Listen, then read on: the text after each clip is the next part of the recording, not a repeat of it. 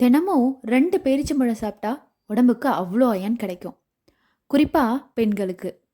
சரி, நாம் 4 கூட சாப்பிட்லாம். ஆனால் இந்த குழந்தைங்களுக்கு அவங்கள எப்படி சாப்பிட வைக்கிறது? வணக்கம், இது மைக்குச்சி.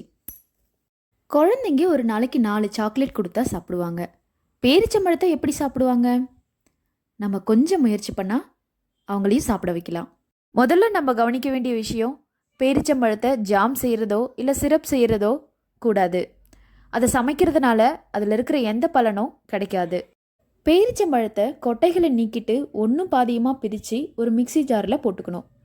அது கூடவே 1/3 பங்கு அளவுக்கு முந்திரி, பாதாம், பிஸ்தா இந்த மாதிரி எந்த பருப்பு இருந்தாலும் சேர்த்துக்கணும்.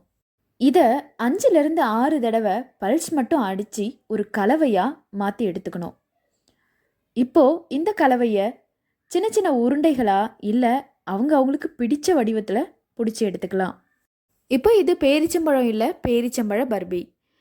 இதில் குழந்தைங்களுக்கு தினமும் 1 கொடுத்தாலே போதும். சரி, முந்திரி, பாதாம் இதெல்லாம் இல்லை அப்படின்னு சொன்னால் ஒரு புதுசாக உடைச்ச தேங்காயை துருவி இது கூட சேர்த்துக்கலாம். ஆனால் தேங்காயை சேர்த்தா இதோட எக்ஸ்பைரி டேட் 2 நாள் தான், அது மட்டும் எழுதி வச்சுக்கணும். இதுவும் பெரிய வேலையாக தெரிஞ்சதுன்னா ஒரு சின்ன திட்டம் இருக்குது. ஒரு பேரிச்சம்பழத்தை கொட்டையை எடுத்துகிட்டு அதுக்குள்ளே முந்திரி பருப்பை வச்சு கொடுக்கலாம்.